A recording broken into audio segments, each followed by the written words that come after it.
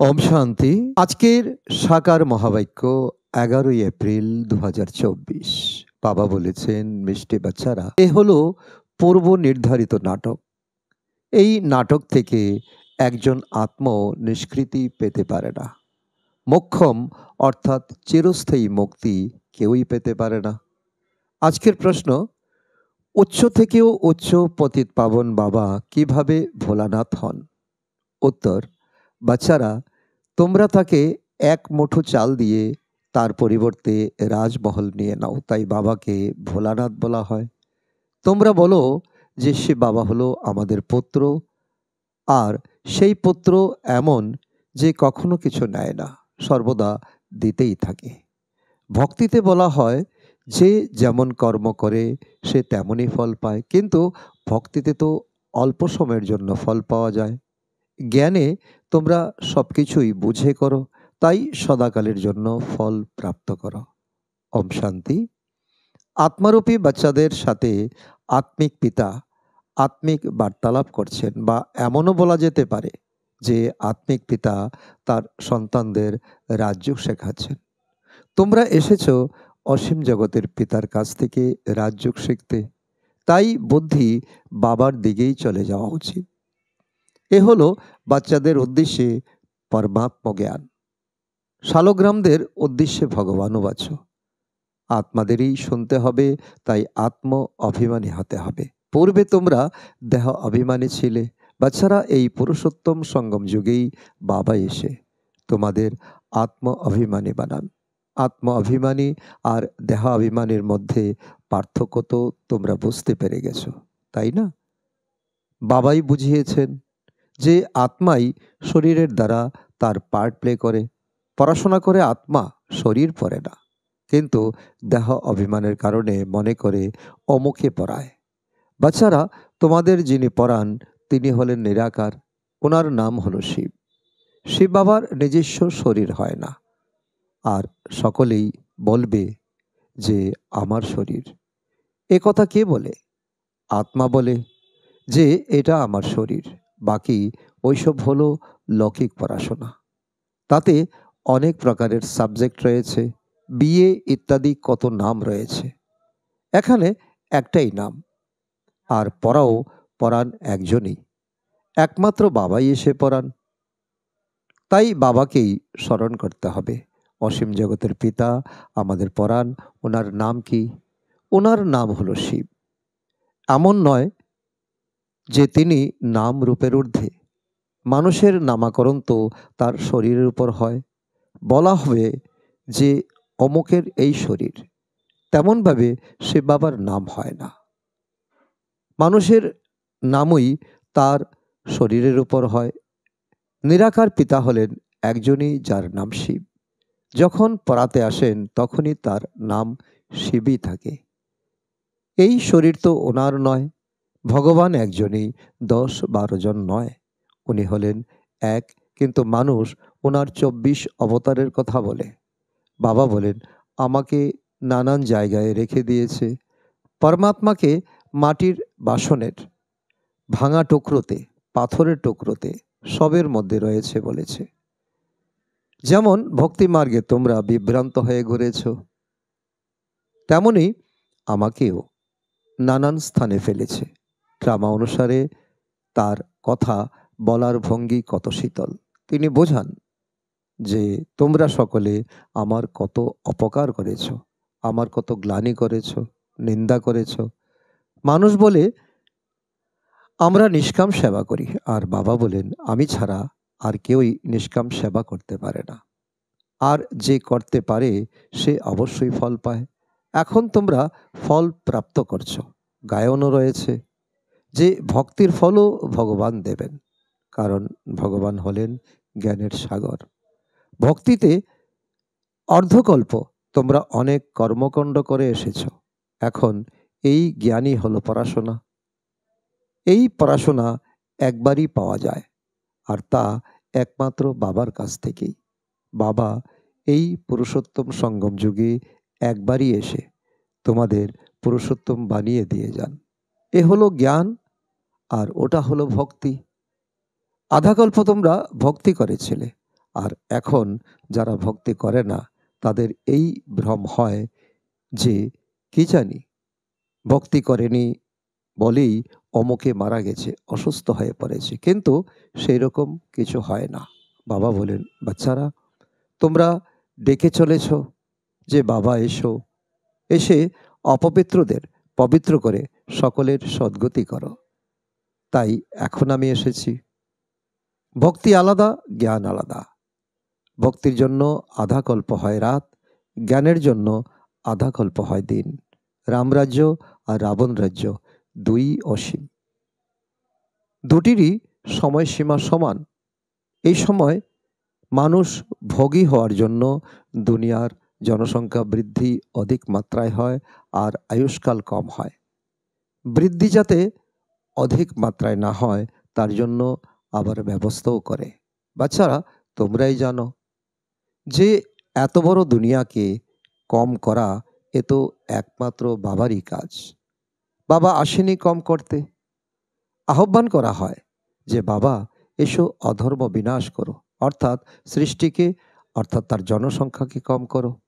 দুনিয়া তো জানেই না যে বাবা কত কম করে দেয়, অতি অল্প সংখ্যক মনুষ্য থেকে যায়, বাকি সব আত্মারা নিজের ঘরে চলে যায়। পুনরায় নম্বরের ক্রমানুসারে নিজের ভূমিকা পালন করতে আসে। নাটকে যার পার্ট যত দেরিতে থাকে সে ঘর থেকে তত দেরিতে আসে, নিজের কাজকর্ম ইত্যাদি সম্পূর্ণ করে পরে আসে। নাটকের পাঠধারীরা নিজের কাজকর্ম করে আবার সময় মতো এসে নাটকে নিজের পার্ট প্লে করতে চলে আসে। তোমাদেরও তেমনই হয়। পরে যাদের পার্ট তারা পরে আসে, যাদের প্রথম প্রথম অর্থাৎ শুরুতেই পার্ট রয়েছে তারা সত্যযুগের আদিতেই আসে, 111-এ আসে। দেখো পরে যারা আসার তারা এখনো এসেই চলেছে। শাখা প্রশাখারা শেষ পর্যন্ত আসতেই থাকে। বাচ্চারা এই সময়েই তোমাদের জ্ঞানের কথা বোঝানো হয়, আর প্রত্যুষে যখন স্মরণ করতে বসো সেটা হলো ড্রিল। আত্মাকে নিজের পিতাকে তো স্মরণ করতেই হবে। যোগ শব্দটিকে বাদ দাও, এতেই সবাই মুষড়ে পড়ে, বলে যে আমাদের যোগ লাগে না। বাবা বলেন, আরে বাবাকে তোমরা স্মরণ করতে পারো না? এটা কি ভালো কথা? স্মরণ না করলে পবিত্র হবে কিভাবে? বাবাই হলেন পতিত পাবন। বাবা এসে ড্রামার আদি মধ্য অন্তের রহস্য বোঝান। এ হলো ভ্যারাইটি ধর্মের আর ভ্যারাইটি মানুষের বৃক্ষ। সমগ্র সৃষ্টিতে যত মানুষ রয়েছে সবাই হলো পাঠধারী। কত কত মানুষ গণনা করা হয়, এক বছরে এত কোটি জন্ম হয়ে যাবে, এত জায়গা কোথায়? তখন বাবা বলেন, আমি যখন আসি তখন লিমিটেড নম্বর করে থাকি। 2500 বৎসর তোমাদের লিমিটেড জনসংখ্যা থাকে। যখন সব আত্মারা উপর থেকে চলে আসে তখন আমাদের ঘর খালি হয়ে যায়। বাকিরাও যারা থাকে তারাও চলে আসে। বৃক্ষ কখনো শুকায় না, এর বৃদ্ধি অব্যাহত থাকে। শেষে যখন কেউ ওখানে থাকবে না তখন সবাই ফিরে যাবে। নতুন দুনিয়ায় মানুষের সংখ্যা কত অল্প মাত্রায় ছিল, মাত্র 9 লাখ। এখন কত অধিক সংখ্যক মানুষ। শরীর তো সকলের বদলে যায়, কিন্তু তারাও জন্ম সেখানেই নেবে যেখানে প্রতি কল্পে নেয়। এই ওয়ার্ল্ড ড্রামা কিভাবে চলে বাবা ব্যতীত আর কেউই তা বোঝাতে পারে না। বাচ্চারাও পুরুষার্থের নম্বর অনুসারে বোঝে।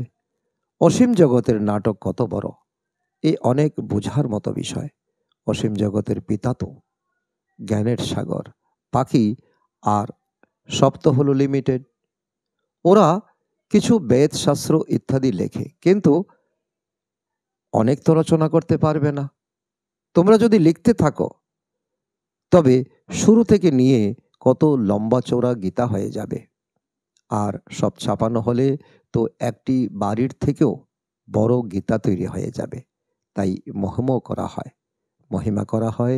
সাগরকে কালি বানাও, জঙ্গলকে কলম বানাও, আর সাগরকে কালি বানাও, জঙ্গলকে কলম বানাও। আর সরস্বতী মা যদি বসে লেখে, তাতেও মহিমা শেষ করা যাবে না। আবার এও বলা হয় যে পাখিরা সাগরকে গ্রাস করে ফেলেছিল। তোমরাই হলে পাখি, জ্ঞানের সমগ্র সাগরকেই পান করে নিচ্ছ।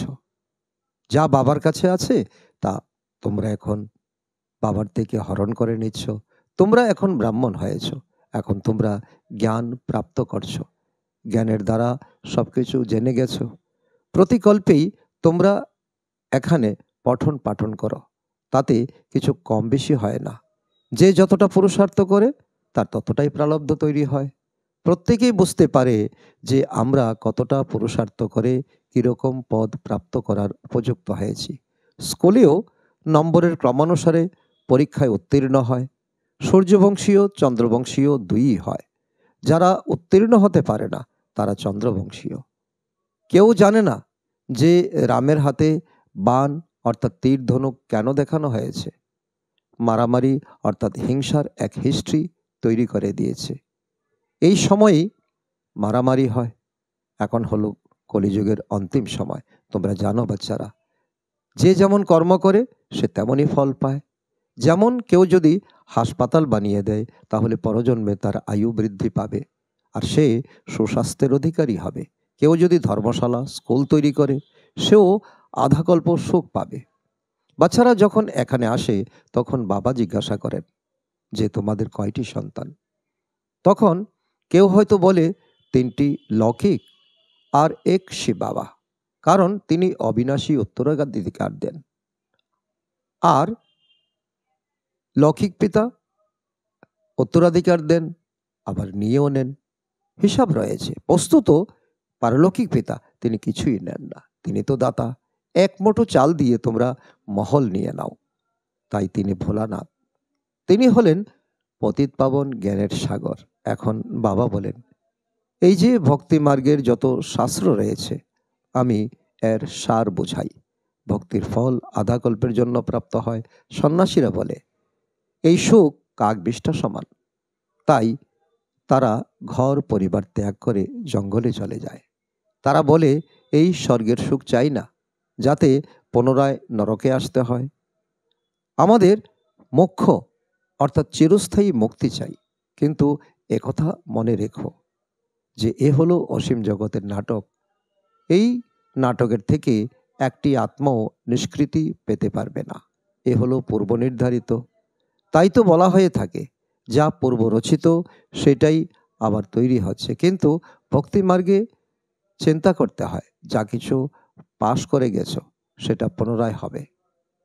তোমরা 84 জন্মের চক্রকে পরিক্রমা করো। এই পরিক্রমণ কখনো বন্ধ হয় না।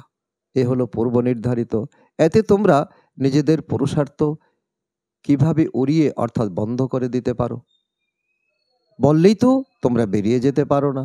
মোক্ষ পাওয়া, জ্যোতি মহাজ্যোতিতে বিলীন হয়ে যাওয়া, ব্রহ্মতে লীন হয়ে যাওয়া, এসব একই ব্যাপার, যা কখনো সম্ভব নয়। অনেক মত রয়েছে, অনেক ধর্ম রয়েছে। ওরা আবার বলে যে তোমার মতিগতি তুমিই জানো, তোমার শ্রীমত অনুসারে চলেই আমরা সদ্গতি প্রাপ্ত করি। একথা একমাত্র তুমিই জানো। আর তুমি যখন আসো তখনই আমরা জানি এবং পবিত্র হই। আমরা ঈশ্বরীয় পাঠ পড়ি আর আমাদের সদ্গতি হয়। যখন সদ্গতি হয়ে যায় তখন কেউ বাবাকে জানে না। এই সময়ই সকলের উপর দুঃখের পাহাড় ভেঙে পড়েছে। ওরা অর্থাৎ অজ্ঞানীরা তো বিনা কারণে রক্তপাতের খেলা দেখায় আর গোবর্ধন পর্বতও দেখায় যে আঙ্গুলি দিয়ে ছুঁয়ে পর্বত উঠিয়েছে। কিন্তু তোমরাই এর প্রকৃত অর্থ জানো। তোমরা অতি অল্প সংখ্যক বাচ্চারাই এই দুঃখের পাহাড়কে সরিয়ে দাও, দুঃখও সহ্য করো। তোমাদেরই সকলকে বশীকরণ মন্ত্র দিতে হবে। কথিত আছে না যে তুলসী দাস চন্দন ঘিসে তিলক দেওয়ার জন্য, আর রাজ্যভাগ্যের তিলক তোমরা প্রাপ্ত করো নিজ নিজ পরিশ্রমের অর্থাৎ পুরুষার্থের দ্বারা। তোমরা এখন রাজ্য প্রাপ্ত করার জন্য এই আধ্যাত্মিক পড়াশোনা করছো, স্পিরিচুয়াল স্টাডি করছো। রাজ্য অর্থাৎ যার দ্বারা রাজ্য ভাগ্য প্রাপ্ত হয়, আর তা পরাণ একমাত্র স্পিরিচুয়াল ফাদার, পরমপিতা পরমাত্মা। তোমরা এখন ঘরে বসে রয়েছ, এ কোনো দরবার নয়। দরবার তাকে বলে যেখানে রাজা মহারাজা সবাই মিলে সম্মিলিত হয়। এ হলো পাঠশালা। বোঝানো হয় যে কোনো ব্রাহ্মণই এখানে ভিখারিকে আনতে পারবে না। অপবিত্ররা বায়ুমণ্ডলকে খারাপ করে দেবে। তাই এখানে তাদের আসার কোনো অনুমতি নেই। যখন পবিত্র হবে তখন অনুমতি দেওয়া হবে। এখন অবশ্য কিছু মানুষকে অনুমতি দেওয়া হয়। যদি এখান থেকে গিয়েও অপবিত্র রয়ে যায় তাহলে ধারণা হবে না। এ হলো নিজেই নিজেকে অভিশপ্ত করা। বিকার হলো রাবণের মত। পরমাত্মা অর্থাৎ রামের মত পরিত্যাগ করে রাবণের মতকে অনুসরণ করে বিকারী হয়ে প্রস্তরসম হয়ে পড়ে। গরুর পুরাণে নানান গালগল্প লিখে দিয়েছে। বাবা বলেন মানুষ মানুষই হয়, জন্তু জানোয়ার ইত্যাদি হয় না। পড়াশোনার মধ্যে অন্ধশ্রদ্ধার অর্থাৎ কুসংস্কারের কোনো ব্যাপার নেই। এ হলো তোমাদের পড়াশোনা। স্টুডেন্টরাই পড়াশোনা করে, পাশ করে, উপার্জন করে। আচ্ছা, মিষ্টি মিষ্টি হারানিধি বাচ্চাদের প্রতি মাতা পিতা বাপদাদার স্মরণের স্নেহ সমন আর সুপ্রভাত। আত্মাদের পিতা তার আত্মারূপী বাচ্চাদের জানাচ্ছেন নমস্কার। আমরা আত্মারূপী সন্তানরা আমাদের মাতা পিতা বাপদাদাকে জানাই স্মরণের স্নেহ সমন এবং সুপ্রভাত। ধারণার জন্য মোক্ষ সার 1 নম্বর, বশীকরণ মন্ত্র সকলকে দিতে হবে। ঈশ্বরীয় পঠন পাঠনের পরিশ্রমের দ্বারা রাজ্য ভাগ্যের তিলক নিতে হবে। এই দুঃখের পাহাড়কে সরানোর জন্য নিজের আঙ্গুলি অর্থাৎ সহযোগ দিতে হবে। নাম্বার 2, সঙ্গম যুগে পুরুষোত্তম হওয়ার জন্য পুরুষার্থ করতে হবে। বাবাকে স্মরণ করবার ড্রিল করতে হবে। এছাড়া শুধু যোগ যোগ বলে মুশরে অর্থাৎ বিভ্রান্ত হয়ে পড়বে না। আজকের বরদান, সেবাতে আগত বিঘ্নগুলিকে নিজের উন্নতির সিঁড়ি মনে করে এগিয়ে যাওয়া নির্বিঘ্ন সত্যিকারের সেবাদারী ভব। তার অর্থ হলো সেবা হলো ব্রাহ্মণ জীবনকে সদা নির্বিঘ্ন বানানোর সাধন। আর সেবাতেই বিঘ্নের ব্যাপারও অর্থাৎ পরীক্ষা বেশি আসে। নির্বিঘ্ন সেবাদারীকে সত্যিকারের সেবাদারী বলা হয়। বিঘ্ন আসা এটাও ড্রামাতে পূর্ব নির্ধারিত আছে, আসবেই আর আসতেও থাকবে।